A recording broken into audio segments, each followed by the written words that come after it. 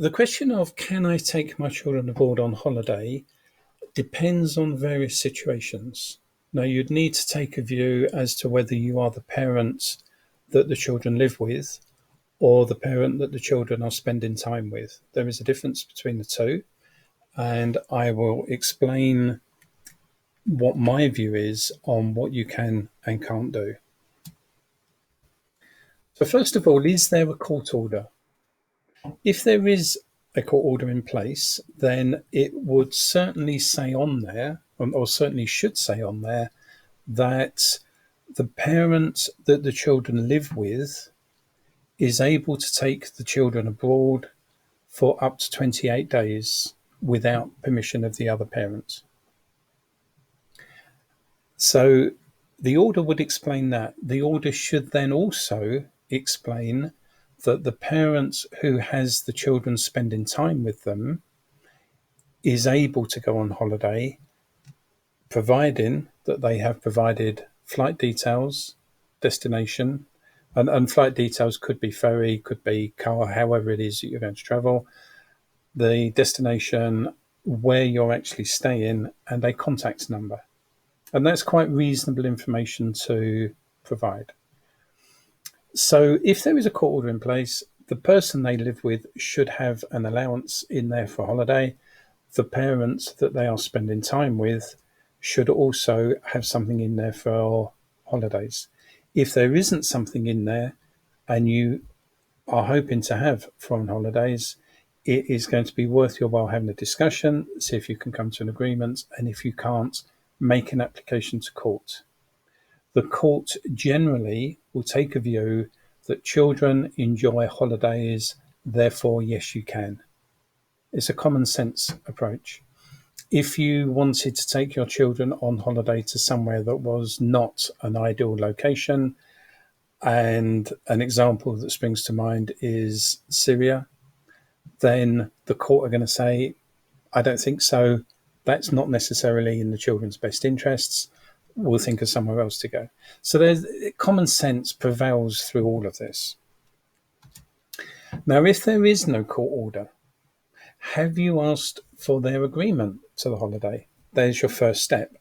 If they say, yes, that's fine, you agree to hand over the details of where you're going and how you're traveling and a contact number, that should be absolutely fine.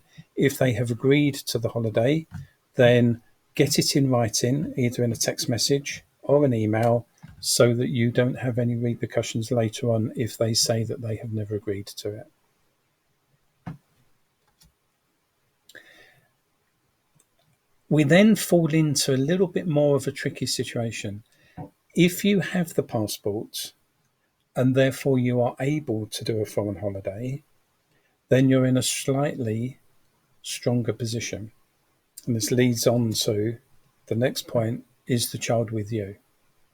Now, if the child is not with you, but you are due to collect them on Saturday and you are flying out Saturday evening and you haven't got the passports, you are running the risk of that holiday not happening. And it would be a shame if you have spent the money on the holiday and you can't get the passport and you can't get the child and the other party is playing games. Sometimes they will lose the passport on the day of the holiday. They'll find it the following day, because that's sometimes how people are.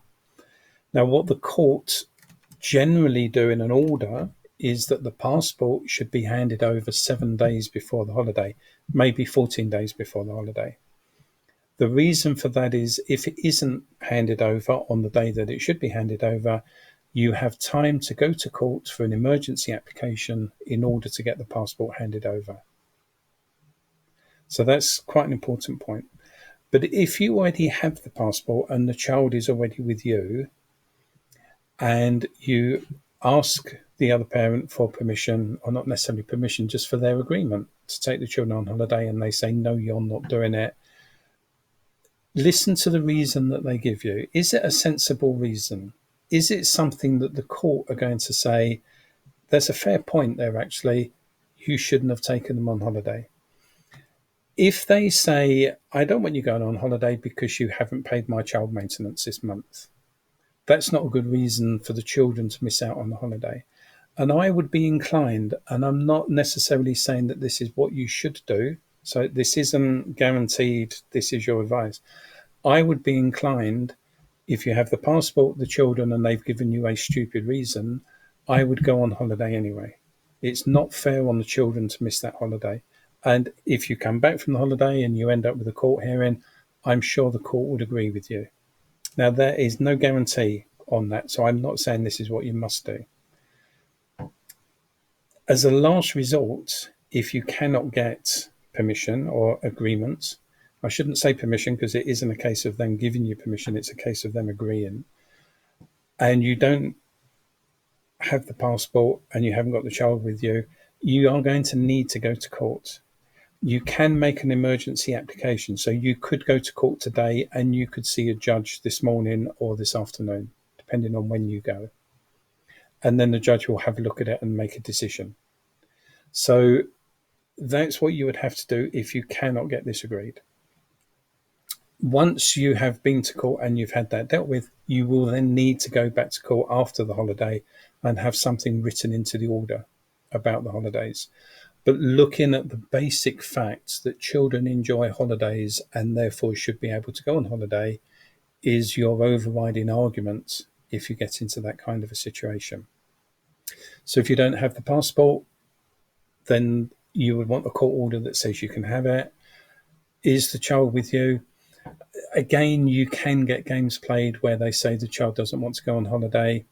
It's certainly something I had.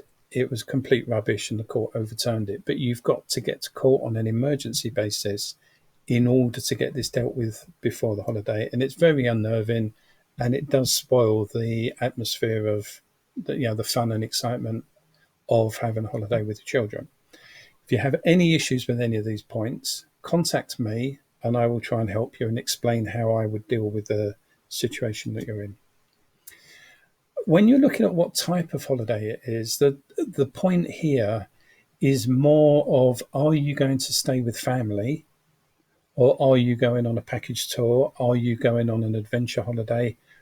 If you're going to stay with family, you are far more likely to have an agreement or for the court to make an order. Maybe you're trying to take your children on a holiday that is a bit beyond their age, and then you won't. So you just got to think about the kind of holiday that you're thinking of. Certainly going to stay with family. Just because your ex may not like your family doesn't mean that your children don't and that they shouldn't have a holiday with them. So ultimately, if you cannot get an agreement, you are faced with a situation that if you go on holiday without their agreements, they can call the police and say the children have been abducted. Now, as far as I am concerned, and again, this is no guarantee, if they know where the children are and you have asked for permission and asked for their agreements and you have done all of these things in writing using text or email so you could show the police if ever there was a issue with it, you can show that you've been sensible and you've asked them that they are just playing games. And then I would say you're unlikely to be in trouble. No guarantee on that. But the reality of the law is that if you take the children abroad without permission, without agreement, then you can be abducting the children. So you need to make sure that you've done everything you can to say where they're going, why they're going. And if you are ultimately prevented by some silly reason that is just put in the way to cause you trouble, then I would be inclined to go, but I'm not advising you to go. My best legal advice that I can give you is to go to court with an application to get the court's agreement for this holiday. So as I say, if you have any concerns, any issues, and you don't want to overstep the mark, you don't want to get something wrong, contact me and then I will try and help you out with your own situation.